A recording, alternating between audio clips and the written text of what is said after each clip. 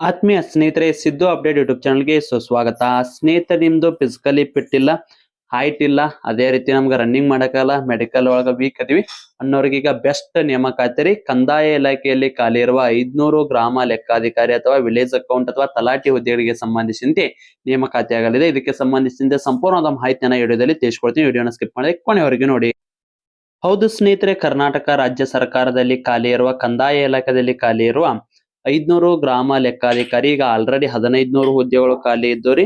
ಇದರಲ್ಲಿ ಈಗ 1000 ಹುದ್ದೆಗಳನ್ನ ನೇಮಕಾತಿ ಮಾಡ್ಕೊಂಡಾರೆ. ಈಗ ಉಳಿದಿದ್ದು 500 ಹುದ್ದೆಗಳು ಖಾಲಿ ಅದ. ಅದಕ್ಕೆ ಸಂಬಂಧಿಸಿದಂತೆ ನೇಮಕಾತಿ ಮಾಡಿಕೊಳ್ಳುವಂತೆ ಆರ್ಥಿಕ ಇಲಾಖೆ ಇದಕ್ಕೆ ಅನುಮೋದನೆ ಕೂಡ ನೀಡೈತಿ. ಈಗ ಆಲ್ರೆಡಿ ಕಂದಾಯ ಇಲಾಖೆದವರು ಈ ಹುದ್ದೆಗಳನ್ನ ಕೆಎದವರಿಗೆ ಕೊಟ್ಟು ಎಕ್ಸಾಮ್ ಅನ್ನ ನಡೆಸುವ ಪ್ರಿಪರೇಷನ್ ಕೂಡ ನಡೆಯಬಹುದು. ಯಾಕಂದ್ರೆ ಕಂದಾಯ ಇಲಾಖೆದವರು ಲಾಸ್ಟ್ ಟೈಮ್ ಕೂಡ ಕೆಎದವರ ಎಕ್ಸಾಮ್ ನಡೆಸಿರಿ, ಈ ಸಾರಿ ಕೂಡ ಕೆಎದವರ ಎಕ್ಸಾಮ್ ಅನ್ನ ನಡೆಸ್ತಾರ. ಹಾಗಿದ್ರೆ ಈ ಹುದ್ದೆಗಳಿಗೆ ಸಂಬಂಧಿಸಿದಂತೆ ನೇಮಕಾತಿ ಯಾವಾಗ ಆಗುತ್ತೆ ಇಲ್ಲಿ ನೋಡ್ಕೊರಿ.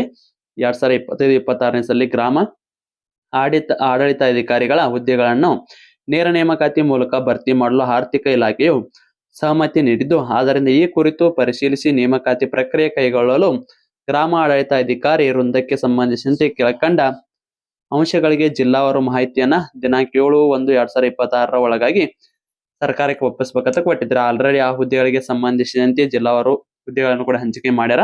ಇನ್ನ ನೇಮಕಾತಿ ಆಗುತ್ತೆ. ಹಾಗಿದ್ರೆ ನೇಮಕಾತಿ ಯಾವಾಗ ಆಗುತ್ತಾ ಸ್ನೇಹಿತರೆ? ನಿಮ್ದು ನೇಮಕಾತಿ ನೋಡ್ರಿ ಮಾರ್ಚ್ ಕೊನೆಯ ವಾರದಲ್ಲಿ ಅಥವಾ ಏಪ್ರಿಲ್ ಮೊದಲ ವಾರದಲ್ಲಿ ನೇಮಕಾತಿ ಆಗುವ ಸಾಧ್ಯತೆ ಐತ್ರಿ.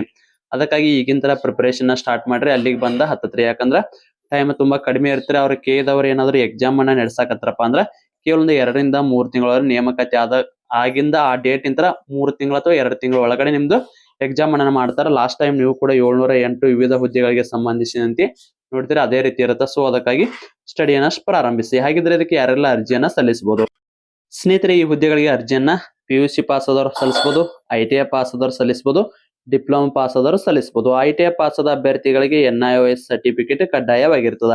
ಇನ್ನು ಯಾರ ತೆಗೆಸ್ಕೊಂಡಿಲ್ಲ ಅಂದ್ರೆ ಆದಷ್ಟು ಹೋಗಿ ತೆಗೆಸ್ಕೊಡ್ರಿ. ಇಲ್ಲ ನಮ್ದು ITI ನ ಮುಗದೈತಿ, PUC ಮುಗತನಾರು PUC ಮೇಲೆ ಅಪ್ಲಿಕೇಶನ್ ಹಾಕೋರಿ, ITI ಮೇಲೆ ಅಪ್ಲಿಕೇಶನ್ ಹಾಕ್ಬೇಡ್ರಿ. ಯಾಕಪ್ಪ ಅಂದ್ರೆ ಇದಕ್ಕೂ ಕೂಡ ಎಕ್ಸಾಮ್ ಇರುತ್ತಾ. ಹಾಗಿದ್ರೆ ಇದಕ್ಕೆ ಎಕ್ಸಾಮ್ ಅಲ್ಲಿ ಏನೇನೆಲ್ಲ ಸಿಲೆಬಸ್ ಇರುತ್ತಂತ ನೋಡೋಣ ಸ್ನೇಹಿತರೆ. ಇದಕ್ಕೆ ಒಟ್ಟಾರೆಯಾಗಿ 2 ಎಕ್ಸಾಮ್ ಇರ್ತಾವ. ಒಂದು GK ಪೇಪರ್, ಒಂದು ಕಮ್ಯುನಿಕೇಶನ್ ಪೇಪರ್ ಇರ್ತದ. ಹಾಗಿದ್ರೆ GK ಪೇಪರ್ ಗೆ ಸಂಬಂಧಿಸಿದ ಸಿಲೆಬಸ್ ನೋಡ್ಕೋರಿ. ಪ್ರಚಲಿತ ಘಟನೆಗಳು ಇರ್ತದ್ರಿ. ಇದ್ರಲ್ಲಿ ಸಾಮಾನ್ಯ ಜ್ಞಾನದ ಪ್ರಚಲಿತ ಘಟನೆಗಳು, ಮತ್ತೇನ ದೈನಂದಿನ ಗ್ರಹಿಕೆ ವಿಷಯಗಳು, ಇದು ಸೈನ್ಸ್ ಕೂಡ ಇರ್ತತಿ. ಇನ್ನ ಅದೇ ರೀತಿ ಭಾರತದ ಸಂವಿಧಾನ ಇರ್ತತಿ. ಅದೇ ರೀತಿ ಭಾರತ ಇತಿಹಾಸ ಮತ್ತು ಕರ್ನಾಟಕ ಇತಿಹಾಸ ಇರ್ತದೆ. ಅದೇ ರೀತಿ ಭಾರತದ ಭೂಗೋಳ ಮತ್ತು ಕರ್ನಾಟಕದ ಭೂಗೋಳ ಇರುತ್ತ. ಮತ್ತ ರಾಜ್ಯ ಮತ್ತು ಪ್ರಾದೇಶಿಕ ಆಡಳಿತ ಕುರಿತು ವಿಷಯಗಳು ಇರ್ತಾವ. ಗ್ರಾಮೀಣಾಭಿವೃದ್ಧಿ, ಪಂಚಾಯತ್ ರಾಜ್ಯ ಇರುತ್ತ. ಇನ್ನ ಮತ್ತೆ ಅದೇ ರೀತಿ ಕರ್ನಾಟಕ ಆರ್ಥಿಕತೆ ಆಗಿರ್ಬೋದು, ಅಂದ್ರೆ ಎಕನಾಮಿಕ್ಸ್ ಕೂಡ ಇಲ್ಲಿ ಇರ್ತೈತ್ರಿ. ಅದೇ ರೀತಿ ಪರಿಸರ ಎನ್ವೈರನ್ಮೆಂಟ್ ಕೂಡ ಇರ್ತೈತಿ. ಒಟ್ಟಾರೆಯಾಗಿ 100 ಅಂಕಗಳಿಂದ ಕೂಡಿದ ಎಕ್ಸಾಮ್ ಇರ್ತ. 100 ಪ್ರಶ್ನೆ, 100 ಅಂಕ, 2 ಗಂಟೆಗಳ ಕಾಲ ಟೈಮ್ ಇರ್ತೈತಿ. ಇದಕ್ಕೆ ನೀವು ಅರ್ಜಿಯನ್ನ ಸಲ್ಲಿಸಿದ್ರ ಎಕ್ಸಾಮ್ ಇದು ಇರ್ತದ್ರಿ. ಇನ್ನು ಮತ್ತೆ ಇನ್ನೊಂದು ಎಕ್ಸಾಮ್ ಇರುತ್ತ, ಕನ್ನಡ ಗ್ರಾಮರ್ ಇರುತ್ರಿ, ಮತ್ತೆ ಇಂಗ್ಲಿಷ್ ಗ್ರಾಮರ್ ಇರುತ್ತ, ಕಂಪ್ಯೂಟರ್ ಜ್ಞಾನ, ಒಟ್ಟು ಸೇರಿ 100 ಅಂಕಗಳಿಂದ ಕೂಡಿದ ಎಕ್ಸಾಮ್ ಇರುತ್ರಿ. ಇತ್ತು. ಹಾಗಿದ್ರೆ ಇದಕ್ಕೆ ಎಕ್ಸಾಮ್ ಒಂದು ನಿಮ್ದು ಕನ್ನಡದಲ್ಲೇ ಇರುತ್ತ, ಯಾವುದೇ ರೀತಿಯ ಗೊಂದಲ ಬೇಡ. ಇದ್ರ ಜೊತೆಗೆ ನಿಮ್ಗೆ 1/4 ನೆಗೆಟಿವ್ ಅಂಕ ಇರುತ್ತ.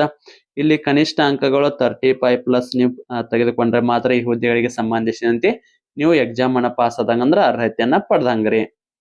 ಸ್ನೇಹಿತರೆ, ನೀವೇನಾದ್ರೂ ವಿಲೇಜ್ ಅಕೌಂಟ್ VA ಹುದ್ದೆಗಳಿಗೆ ಸಂಬಂಧಿಸಿ ಸ್ಟಡಿ ಮಾಡ್ತಾರೆ, ಈ ನೋಟ್ಸ್ ತುಂಬಾ ಹೌದು ಸ್ನೇಹಿತರೆ, ಅಪ್ಡೇಟೆಡ್ ನೋಟ್ಸ್ ಕೂಡ ಇರ್ತಾವ.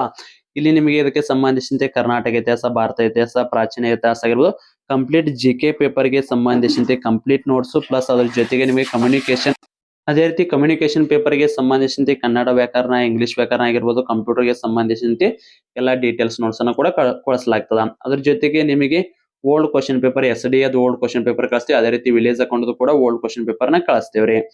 ಈ ನೋಟ್ಸ್ ನಿಮಗೆ ಏನಾದ್ರು ಬೇಕಾಗಿತ್ತಂದ್ರ 9538151535 ನಂಬರ್ಗೆ ವಾಟ್ಸ್ಆಪ್ ಮುಖಾಂತರ ಮೆಸೇಜ್ ಹಾಕಿ ನೀವು ಕೂಡ ನೋಟ್ಸ್ ಅನ್ನ ಪಡೆದುಕೊಳ್ಳಬಹುದ್ರಿ. ಸ್ನೇಹಿತರೆ, ಇದರ ನೋಟ್ಸಿನ ಬೆಲೆ 200 ರೂಪಾಯಿ ಐತ್ರಿ. ಆದ್ರೆ ನಮ್ಮ ಚಾನಲ್ ವಿಡಿಯೋ ನೋಡಿದ ಏನಾದ್ರು ಸ್ಕ್ರೀನ್ ಶಾಟ್ ಕಳಿಸಿದ್ರೆ ಕೇವಲ 150 ರೂಪಾಯಿಗಾಗಿ ಈ ಎಲ್ಲಾ ನೋಟ್ಸ್ ನಿಮ್ಗೆ ಕೊಡ್ತಾರಿ. ಅತ್ಯಂತ ಕಡಿಮೆ ಬೆಲೆಯಲ್ಲಿ ನೋಟ್ಸ್ ಐತ್ರಿ. ಕಂಪ್ಲೀಟ್ ಸಿಲೆಬಸ್ ನೋಟ್ಸ್ ಇರ್ತಾವ್ರಿ, ಮತ್ತೆ ಓಲ್ಡ್ ಕ್ವಶನ್ ಪೇಪರ್ ಇರ್ತಾವ. ಮಿಸ್ ಮಾಡ್ಕೋಕ್ ಹೋಗ್ಬೇಡ್ರಿ. ಪೇಪರ್ 1 ಮತ್ತು ಪೇಪರ್ 2 ಗೆ ಸಂಬಂಧಿಸಿದ 2 ನೋಟ್ಸ್ ಕೂಡ ಇರ್ತಾವ. ನೋಡಿದ್ರಲ್ಲ ಸ್ನೇಹಿತರೆ, ಸಿಲೆಬಸ್ ಅಲ್ಲಿರೋ ಏನ್ ಸಿಲೆಬಸ್ ಐತೆ ಸಿಲೆಬಸ್ ಪ್ರಕಾರ ನೋಟ್ಸ್ ಅದಾವ. ಅವ್ರ ಕಡೆ ಹೋಗಿ ನೋಟ್ಸ್ ತಗೋರಿ. ನಮ್ ಚಾನಲ್ ವೀಕ್ಷಕರಿಗೆ ಸ್ಪೆಷಲ್ ಆಫರ್ ಕೊಡಾಕತ್ತಾರ. 200 ರೂಪಾಯಿ ಇದ್ದಿದ್ ನೋಟ್ಸ್ 150 ರೂಪಾಯಿ ಕೊಡಾಕತ್ತಾರ. ಎಲ್ಲಾ ಈಗ ನೇಮಕಾತಿ ಪ್ರಾರಂಭ ಆಕಾವ ಆದಷ್ಟು ಸರಿಯಾಗಿ ಸ್ಟಡಿ ಮಾಡಿ. ಇದ್ರ ಜೊತೆಗೆ 6 to 10th ನೋಟ್ಸ್ ಕೂಡ ತಗೊಂಡ ಹೋದ್ರಿ. ಫಸ್ಟ್ ಗೆ ಬೇಸಿಕ್ ನೋಟ್ಸ್ 6 to 10th ಸಮಾಜ ವಿಜ್ಞಾನ ಮತ್ತು ವಿಜ್ಞಾನದ ನೋಟ್ಸ್ ಓದಿದ ಮೇಲೆ ಈ ಸಿಲೆಬಸ್ ನೋಟ್ಸ್ ಓದ್ರಿ ಆರಾಮಾಗಿ ನಿಮಗೆ ಸೆಲೆಕ್ಷನ್ ಹಾಕಿರಿ. ನಿಮಗೆ ಇದಕ್ಕೆ ಸಂಬಂಧಿಸಿದ 6 to 10th ನೋಟ್ಸ್ ಕೂಡ ಅವ್ರ ಕಡೆ ಇರ್ತಾವ, ಅವನು ಕೂಡ ಕೇಳಿ ತಗೋಬಹುದ್ರಿ. ಅವಕ್ಕೆ 100 ರೂಪಾಯಿನ ಪ್ರೈಸ್ ಐತ್ರಿ.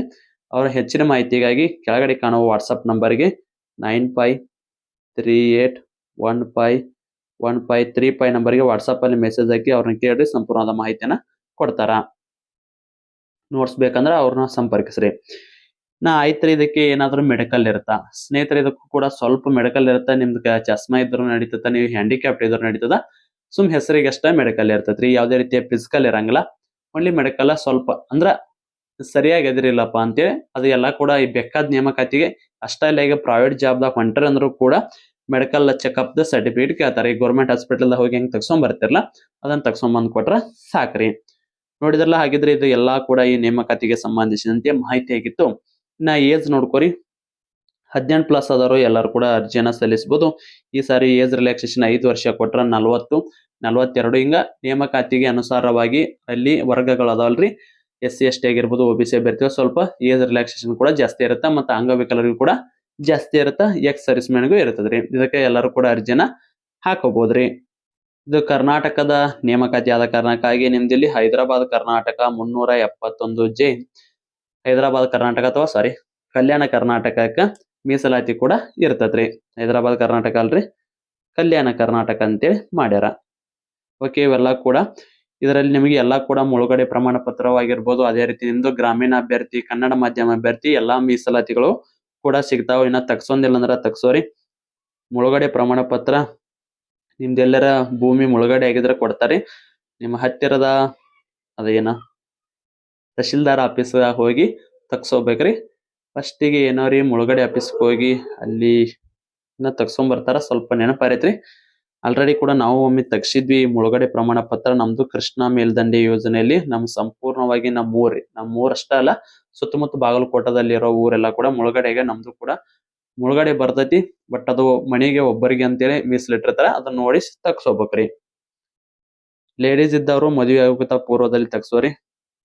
ಒಬ್ಬರಿಗೆ ಮಾತ್ರ ಅಡ್ಯಾಪ್ಟ್ ಆಗತ್ತಂದ್ರ ಅದ ನೇಮಕಾತಿಗೆ ಅನುಸಾರವಾಗಿ ನೀವು ನೋಡ್ಕೊಂಡ್ರ ಓಕೆ ರೀ. ಇದಕ್ಕೆ ಸಂಬಂಧಿಸಿದಂತೆ ಏನೋ ಡೌಟ್ ಇದ್ರು ಕಮೆಂಟ್ ಮೂಲಕ ತಿಳಿಸಿ. ಇದನ್ನ ನೇಮಕಾತಿ ಇದ್ರಿ ಲಾಸ್ಟ್ ಟೈಮ್ ನೇಮಕಾತಿ ರೀ. ಮತ್ತೆ ಇದನ್ನ ಡೇಟ್ ನೋಡ್ಕೊಕ್ ಹೋಗ್ಬೇಡ್ರಿ. ಲಾಸ್ಟ್ ಟೈಮ್ ನಿಮ್ಗೆ ಇದ್ರಾಗ ಏನೇನಂತ ಸಿಲೆಬಸ್ ಇರುತ್ತೆ, ಏನೇನ್ ಇರುತ್ತೆ ಅಂತೇಳಿ ತೋರ್ಸಾಕ್ ಅದನ್ನ ತಗೊಂಡಿದ್ವಿ. ಈ ಸಾರಿ ನೇಮಕಾತಿ ಏನಿದೆಯಲ್ಲ ಮಾರ್ಚ್ ಏಪ್ರಿಲ್ ತಿಂಗಳ ಒಳಗ ಆಗ್ತದ್ರಿ. ಸ್ಟಡಿಯನ್ನ ಕಂಟಿನ್ಯೂ ಮಾಡಿ. ಇದ್ರ ಜೊತೆಗೆ 590 SDA ನೇಮಕಾತಿ ಆಗತ್ತ. 10,000+ ಕಾನ್ಸ್ಟೇಬಲ್ ಹುದ್ದೆಗಳು ಕೂಡ ನೇಮಕಾತಿ ಆಗತ್ತೆ. ಎಲ್ಲರಿಗೂ ಕೂಡ ಪ್ರಿಪರೇಷನ್ ಮಾಡಕತ್ತವ್ರಿಗೆ ಆಲ್ ದ ಬೆಸ್ಟ್. ಮತ್ತೆ ಮುಂದೆ ಶುಭ ದಿನ.